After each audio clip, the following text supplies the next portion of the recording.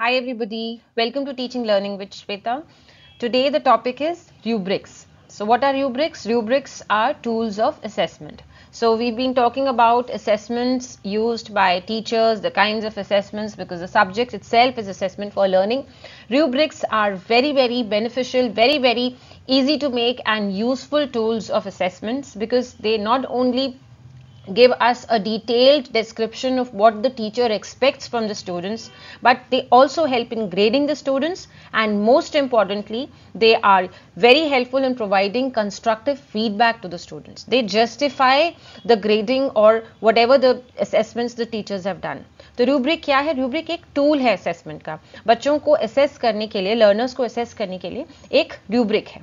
Rubric teacher बनाती हैं या बनाते हैं और उसमें लिखते जाते हैं कि किसी भी टॉपिक में, किसी भी सब्जेक्ट में वो क्या एक्सपेक्ट करते हैं, और अगर कोई स्टूडेंट इतना अचीव कर लेगा तो उसको क्या बोला जाएगा, बिगिनर, एक्सपर्ट, प्रोफिशिएंट. इस तरह का जब हम एक टेबल में लिखते हैं तो उसे क्या फ़ायदा होता है कि जब लर्निंग होती है या कोई परफॉर्मेंस होती है स्टूडेंट्स की, कोई एग्जाम या कुछ रिजल्ट आता है, तो उस रूब्रिक से कंपेयर करके जो हमने बनाई थी बिगनिंग में, टीचर्स जस्टिफाई कर सकते हैं कि आपका लेवल क्या है और इस रूब्रिक के हिसाब से आप किस लेवल पे पहुंचे हो.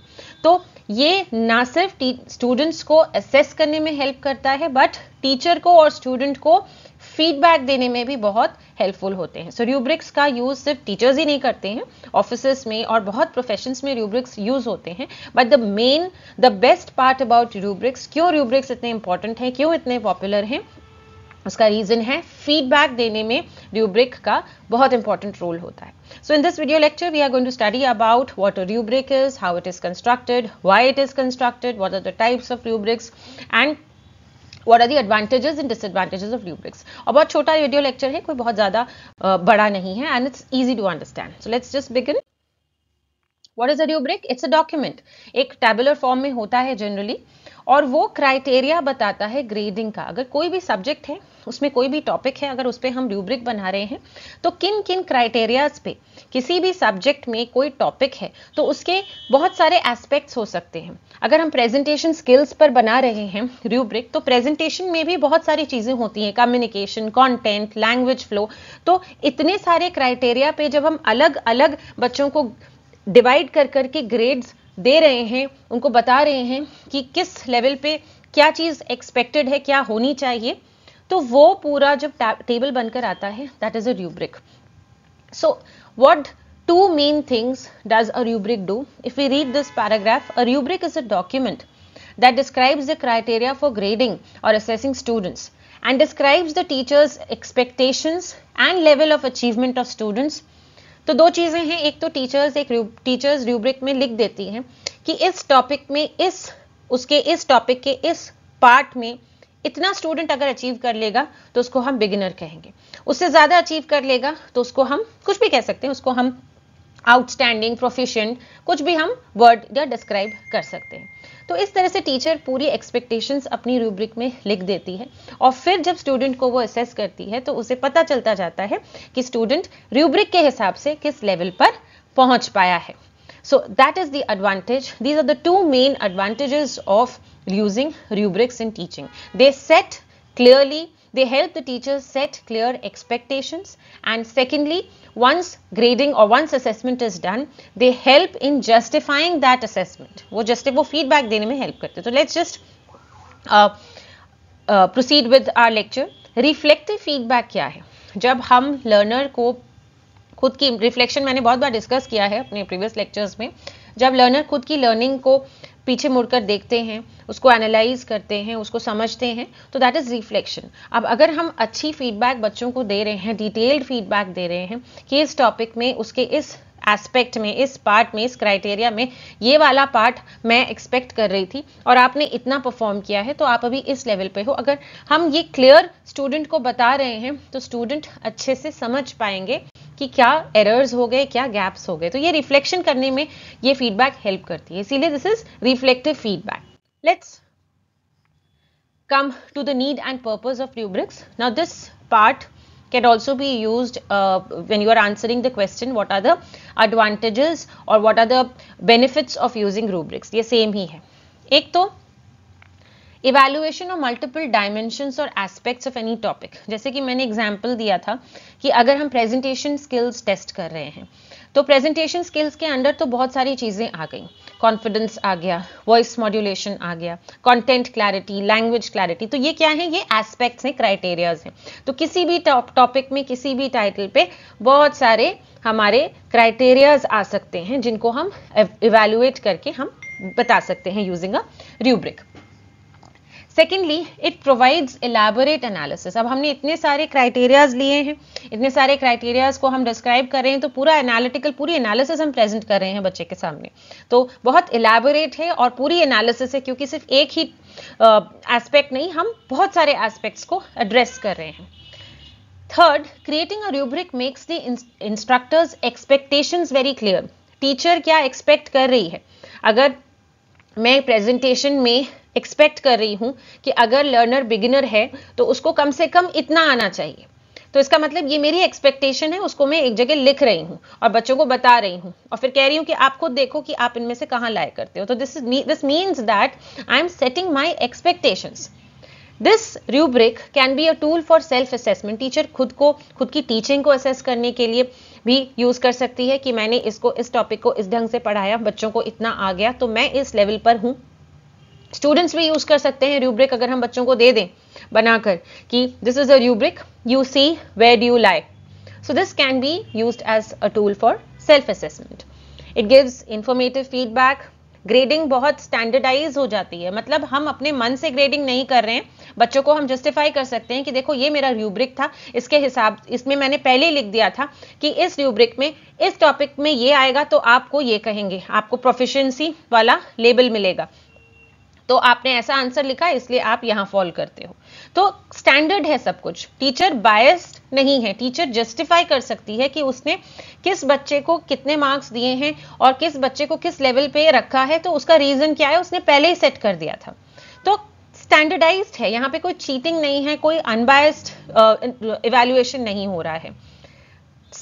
Most importantly, a rubric is giving chance for reflection, जो हमारा नेक्स्ट पॉइंट है, जो मैंने पहले ही बताया कि लर्नर को ये समझने मिल रहा है कि कहां कहां गैप्स हैं, किस वजह से उसको किस कैटेगरी में रखा गया है। Can help show progress. Learner को जब हम कोई स्किल सिखा रहे हैं तो शुरू से लेके लास्ट तक की उसकी स्टेजेस अगर हम बार बार रूब्रिक को बनाएं उसके हिसाब से, तो हमें ये पता लग सकता है कि कौन से टाइम पे वो किस स्टेज पे था, और अगर वो चीज सीख रहा है तो वो आगे बढ़ा है तो किस लेवल पे आ गया वो। तो डेवलपमेंटल पैटर्न हम देख सकते हैं रूब्रिक से। And it's a self made tool, बहुत आराम से टीचर्स इसको आसानी से बना सकती हैं एंड इट्स वेरी यूजफुल। तो लेवल्स ऑफ क्वालिटी, प्रोग्रेस हम देख सकते हैं। तो ये जो सारे पॉइंट्स हैं ये need, purpose, advantages, benefits of rubrics में आप लिख सकते हो। अब रूब्रिक में होता क्या है, रूब्रिक में मेनली 4 चीजें होती है। There are 4 main elements of a rubric. Number 1, the title, जो भी आपका सब्जेक्ट है, टॉपिक है, जैसे कि अगर मान लीजिए मैं इंग्लिश रीडिंग पे रूब्रिक बनाना चाह रही हूँ तो मेरा टाइटल हो जाएगा इंग्लिश रीडिंग। अब इसमें बहुत क्राइटेरियाज होंगे, इंग्लिश रीडिंग में प्रोनाउंसिएशन आ सकता है, वॉइस क्लैरिटी आ सकती है, वॉइस मॉड्यूलेशन आ सकता है, तो वो जितने भी क्राइटेरियाज हैं वो आप लेफ्ट साइड में लिखते हो, दीज आर द क्राइटेरियाज, वो आप डिसाइड करते हो। फिर आप किस तरह से स्टूडेंट्स को ग्रेड कर रहे हो, उनको किन किन कैटेगरीज में रख रहे हो। जैसे एक क्राइटेरिया मैंने ले लिया वॉइस मॉड्यूलेशन, तो वॉइस मॉड्यूलेशन में गुड, एवरेज, बिलो एवरेज या प्रोफिशिएंट, नोवाइस, बिगिनर, क्या आप स्केल्स लोगे वो आप डिसाइड करोगे। और फिर किसको आप किस स्केल में रखोगे, किस बच्चे को आप बोलोगे कि सपोज इंग्लिश हमारा टॉपिक है, English reading is a title, उसमें एक क्राइटेरिया मैंने ले लिया वॉइस मॉड्यूलेशन। वॉइस मॉड्यूलेशन में आपने स्केल ले लिया गुड, एवरेज, बिलो एवरेज। अब गुड आप किसको बोलोगे वो आप लिखोगे उसमें, ये आपकी एक्सपेक्टेशन है, आप रूब्रिक बना रहे हो, आप बता रहे हो कि इंग्लिश सब्जेक्ट में उसका एक क्राइटेरिया है वॉइस मॉड्यूलेशन, उसमें मैं एक्सपेक्ट करती हूं कि जब बच्चा ये कर लेगा तो उसको हम गुड बोलेंगे, जब इतना कर लेगा तो उसको हम प्रोफिशिएंट बोलेंगे, वो इतना भी नहीं कर सकता तो मतलब वो बिगिनर है। तो ये आप डिस्क्राइब करोगे हर स्केल को। तो let's see it in diagrammatic और टैबुलर फॉर्म। आप देखिए जो टॉपिक है मैंने प्रेजेंटेशन स्किल्स ले लिया, यहाँ पे ये मेरा फर्स्ट कंपोनेंट है प्रेजेंटेशन स्किल्स। आप टेबल के ऊपर नीचे डेट या क्लास और डिटेल्स भी आप लिख सकते हैं। तो जो ब्लू लाइन है, जो ब्लू पार्ट है, उसमें मैंने लेवल्स रखे हैं, excellent, proficient, average, needs improvement. ये आप अपने मन से कोई भी लेवल्स ले सकते हैं जो भी आपको अप्रोप्रिएट लगे। लेफ्ट हैंड साइड में मैंने एस्पेक्ट्स या क्राइटेरिया ले लिए हैं। प्रेजेंटेशन में मैंने कम्युनिकेशन ले लिया है, लैंग्वेज ले लिया है, ऑर्गेनाइजेशन ऑफ कंटेंट आप और भी ले सकते हैं चाहें तो। मैंने जैसे एग्जांपल के लिए 3 लिए हैं। तो क्या 3 चीजें हो गई, एक तो यहाँ टाइटल हो गया, क्राइटेरियाज हो गए। टाइटल क्या है, प्रेजेंटेशन स्किल्स। प्रेजेंटेशन स्किल्स में मुझे बच्चों को के प्रेजेंटेशन स्किल्स को असेस करना है, मतलब मैं शायद एक क्लास ले रही हूं जिसमें मैं बच्चों को प्रेजेंटेशन देना सिखा रही हूं, और साथ में मैंने रूब्रिक भी बना लिया ताकि मैं टाइम टू टाइम देखती रहूं कि कौन सा बच्चा किस लेवल पर है और मेरी पढ़ाई ठीक से हो रही है कि नहीं। और बच्चों को भी मैं ये रूब्रिक देती रहूंगी बीच बीच में बताने के लिए कि ये मैं एक्सपेक्ट करती हूं कि प्रेजेंटेशन स्किल्स में फर्स्ट रो देखिए, कम्युनिकेशन में जब अगर आपकी वॉइस क्लैरिटी, आर्टिकुलेशन एक्सीलेंट है तो आप लेवल 1 में आते हो, एक्सीलेंट में। अगर आपका कम्युनिकेशन क्लियर है लेकिन थोड़ा सा कॉन्फिडेंस चाहिए तो आप लेवल 2 पे हो। कम्युनिकेशन जो फर्स्ट क्राइटेरिया है उसमें अगर आप थोड़ा और एम्फेसिस देके बोलोगे तो आप, लेकिन इतना अच्छा नहीं बोल रहे हो, इसमें और भी आप लिख सकते हो, तो आप लेवल 3 पे होगे। अगर आप बिल्कुल, आपकी वॉइस क्लैरिटी नहीं है, कॉन्फिडेंस कम है, तो आप लेवल 4 पे हो। लेकिन हम इसमें नेगेटिव नहीं लिखेंगे, हम उसको नेगेटिव चीज को भी थोड़ा पॉजिटिव बना के लिखेंगे। कभी भी रूब्रिक में बहुत ज्यादा नेगेटिव वर्ड्स नहीं यूज करते कि वेरी बैड, वेरी पुअर। हम लिखते हैं नीड्स इंप्रूवमेंट, नीड्स दिस। तो क्या चीजें की, अच्छा दूसरा क्राइटेरिया अगर हमने ले लिया, हमारा टॉपिक क्या है, प्रेजेंटेशन स्किल्स। इसमें जो दूसरा क्राइटेरिया आ सकता है लैंग्वेज कमांड। अब लैंग्वेज कमांड में जो बच्चा बहुत अच्छा सिलेक्शन ऑफ वर्ड करेगा उसको हम एक्सीलेंट में रखेंगे। जो बच्चा का कमांड ऑफ लैंग्वेज अच्छी है लेकिन आउटस्टैंडिंग नहीं है उसको लेवल 2 प्रोफिशिएंट में रखेंगे। किसी बच्चे का कमांड बहुत अच्छा है लेकिन थोड़ी प्रैक्टिस की जरूरत है तो वो लेवल 3 एवरेज में आएगा। और तो ये क्या है, ये डिस्क्रिप्शन दिया है हमने। तो हमने टाइटल दे दिया, स्केल दे दिया, लेवल 1, लेवल 2, लेवल 3, क्राइटेरियाज दे दिए हमने, कम्युनिकेशन, लैंग्वेज कमांड, और हर एक क्राइटेरिया का हर एक लेवल का डिस्क्रिप्शन दे दिया कि इतना होने से हम उसे लेवल 1 में मानेंगे। तो हमने इस तरह से रूब्रिक को पूरा डिसाइड करके बना लिया। कंप्लीट भर देंगे हम इसको और इसको अपने पास रखेंगे। उसके बाद खाली रूब्रिक जब एक एक बच्चे के हिसाब से हम देखते जाएंगे कि वो लेवल 1 में है, कि लेवल 2 में है, कि लेवल 3 में है। फिर हम कुछ दिन बाद उसको टेस्ट करेंगे, उसका प्रेजेंटेशन लेके, और भरते जाएंगे कि वो लेवल 1 से लेवल 2 में आया कि नहीं, कि अभी भी लेवल 1 पर ही है। तो इस तरह से उसकी प्रोग्रेस हमें दिखती जाएगी। तो हम क्या करते हैं, हम पहले टाइटल डिसाइड करते हैं, उसमें जैसे हम टॉपिक डिसाइड कर लेंगे, उस टॉपिक में क्या क्या चीजें हमको देखनी है, हम क्राइटेरियाज देख लेंगे, हमें क्या लेबलिंग करनी है लेवल 1, लेवल 2, हम वो डिसाइड करेंगे। और फिर हर एक लेवल में हम क्या एक्सपेक्ट कर रहे हैं, किस चीज के होने पर वो लेवल 1 में आएगा, वो हम डिस्क्राइब कर देंगे। तो ये पूरा हम भर देंगे तो ये हमारी एक्सपेक्टेशन वाली रूब्रिक बन जाएगी कि this is what I want from my students, this is what I believe. जो बच्चा, फॉर एग्जांपल सेकंड क्राइटेरिया देखिए, लैंग्वेज कमांड, उसमें कोई बच्चा लेवल 3 पर है, कि लेवल 4 पर है, कि लेवल 1 पर है। लेवल 1 पे वो बच्चा तब होगा जब उसका आउटस्टैंडिंग सिलेक्शन ऑफ वर्ड्स होगा। आप थर्ड क्राइटेरिया देखिए, ऑर्गेनाइजेशन ऑफ कंटेंट। तो मेरी ये जो रूब्रिक मैंने पूरी बनाई, इसके हिसाब से कोई बच्चा लेवल 4 पर तब होगा जब उसका कॉपीड कंटेंट है और बहुत मिस्टेक्स है। तो मैंने सब बता दिया क्या क्या एक्सपेक्टेड। मैं उसको एक्सीलेंट तभी बोलूंगी जब उसका ऑर्गेनाइजेशन ऑफ कंटेंट बहुत अच्छा है। इस तरह से मैंने डिस्क्राइब कर दिया हर एक लेवल को और हर एक क्राइटेरिया को। So this is how I have made my rubric. Now I will start assessing and see where which learner lies. कौन सा लर्नर कम्युनिकेशन में किस लेवल पर है, लैंग्वेज कमांड में किस लेवल पर है, और third criteria organisation of content में किस लेवल पे है। अगर वो एक्सीलेंट है तो वो फर्स्ट लेवल पे है, अगर वो गुड क्लियर क्वालिटी कंटेंट है तो वो सेकंड पे प्रोफिशिएंट में है। इस तरह से हम रूब्रिक बनाते हैं। ये एनालिटिकल रूब्रिक है, ये बहुत डिटेल्ड होती है। सबसे अच्छी जो रूब्रिक होती है, सबसे यूजफुल, वो यही होती है। But then there are other kinds of rubrics also. Number 1 is checklist rubric, जिसमें हम देखते हैं कोई चीज बस है या नहीं। ये हम जैसे किसी क्लास में ऑब्जर्वेशन करने गए, क्लास में पंखे हैं तो टिक मार्क, नहीं है क्रॉस मार्क। बच्चे ने प्रेजेंटेशन दिया, प्रेजेंट था, यस टिक मार्क, नहीं है नहीं।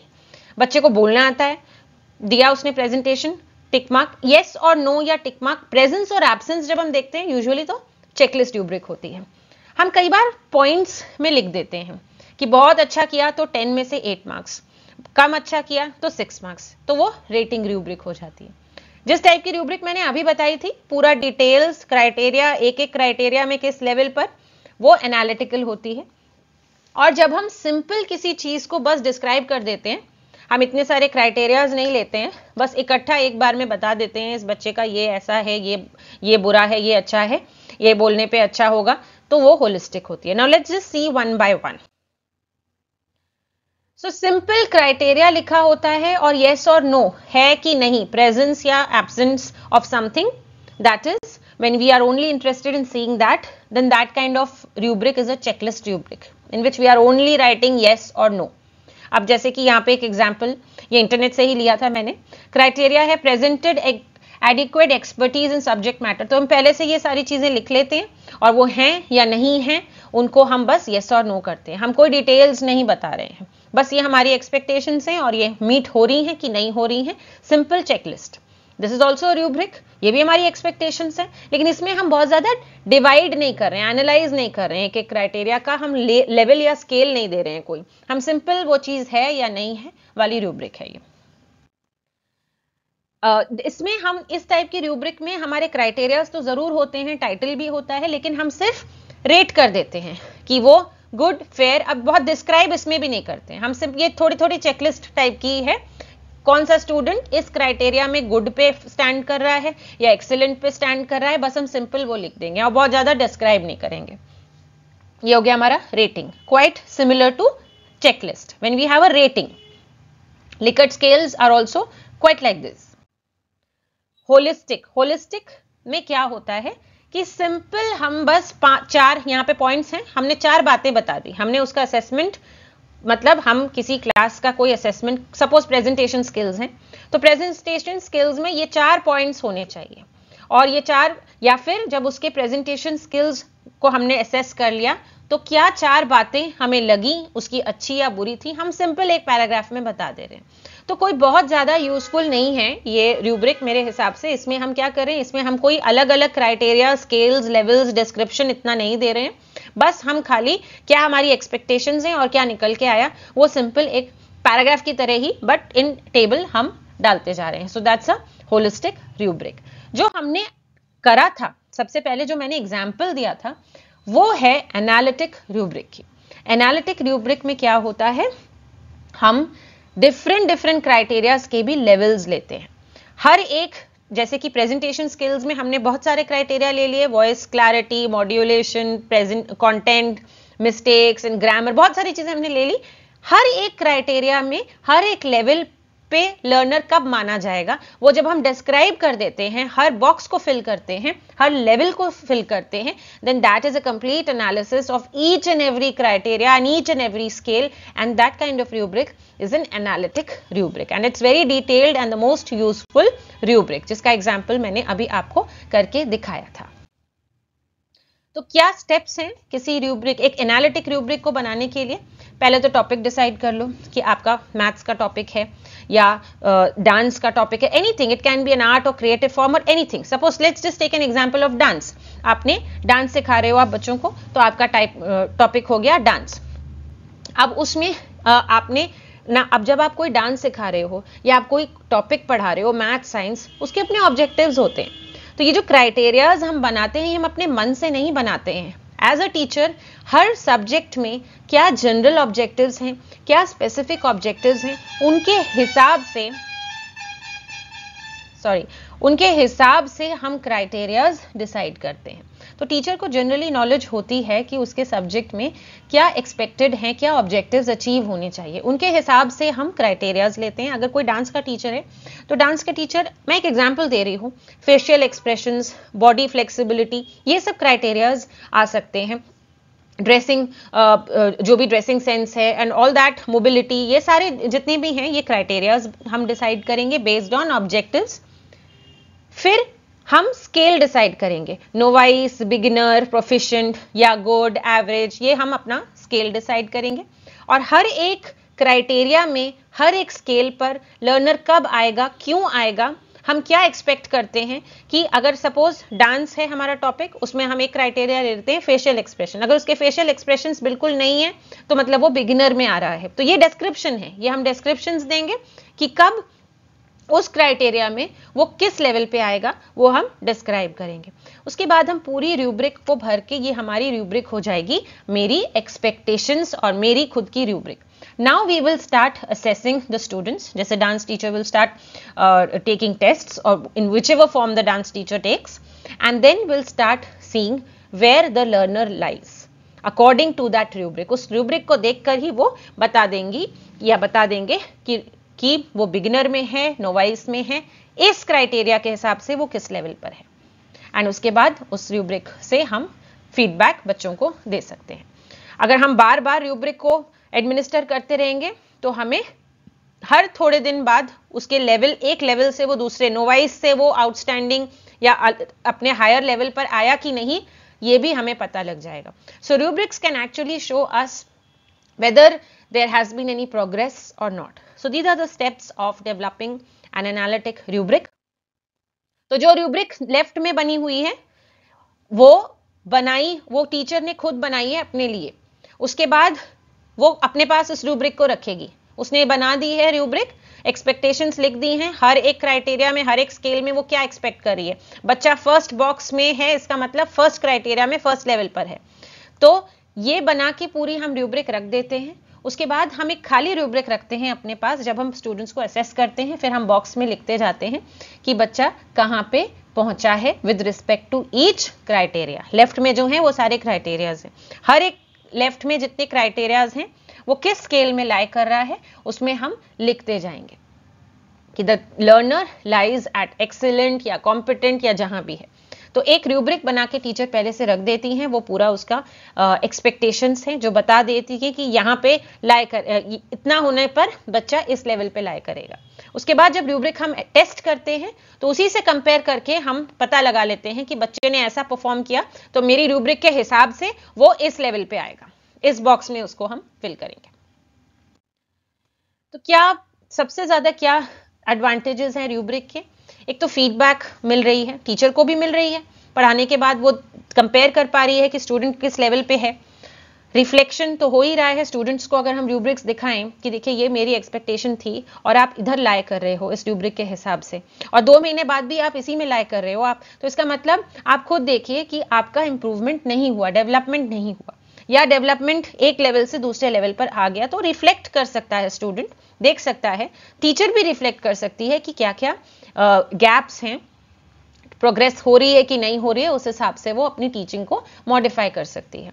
फ्लेक्सिबल है, क्यों फ्लेक्सिबल है रूब्रिक? क्योंकि टीचर खुद बना रही है, अपने क्लास के बच्चों के लिए बना रही है, अपने सब्जेक्ट के लिए, तो बहुत फ्रीडम है इसमें, फ्रीडम है, फ्लेक्सिबिलिटी है, ऑटोनॉमी है, और अपनी एक्सपेक्टेशंस को वो रख सकती है। अब एक्सपेक्टेशंस का मनगढ़ंत नहीं मतलब होता है, वो हमेशा जनरल और स्पेसिफिक ऑब्जेक्टिव्स जो हर एक सब्जेक्ट के डिफाइन होते हैं, यूजुअली डिफाइन होते हैं, उसके हिसाब से बनते हैं। एनालिसिस तो बहुत बढ़िया इस रूब्रिक से हमें मिलती है, कौन कौन से लेवल पर है, कौन से क्राइटेरिया में किस लेवल पर पहुंच गया है। एक बच्चे का हो सकता है प्रेजेंटेशन स्किल्स में वॉइस मॉड्यूलेशन एक्सीलेंट हो, लेकिन हो सकता है कि प्रोनाउंसिएशन लो हो, तो पूरा एनालिसिस मिल जाती है उसमें। एंड डेवलपमेंटल स्टेजेस हमें देखने मिलती हैं। तो ये बहुत अच्छे टूल्स होते हैं, लेकिन कुछ डिसएडवांटेजेस ये हैं कि थोड़े टाइम कंज्यूमिंग होते हैं, थोड़ी एक्सपर्टीज चाहिए होती है, सब कोई नहीं बना पाते हैं इतने अच्छे से, जिनको थोड़ी जनरल और स्पेसिफिक ऑब्जेक्टिव्स अपने कंटेंट का अच्छे से पता होता है वो अच्छे बना पाते हैं। इसमें एक्सपीरियंस थोड़ा सा चाहिए, और थोड़ी सी लेबलिंग हो जाती है इसमें, क्योंकि हम ऑब्वियसली हम लिख रहे हैं कि कौन सा लर्नर प्रोफिशिएंट है, कौन सा लर्नर एक्स्ट्रा ऑर्डिनरी है, कौन सा बिगिनर है। तो labelling often is not a very nice thing to do, तो ये थोड़ी सी कभी कभार हो जाती है, तो इसको थोड़ा वाइजली यूज करना होता है। सो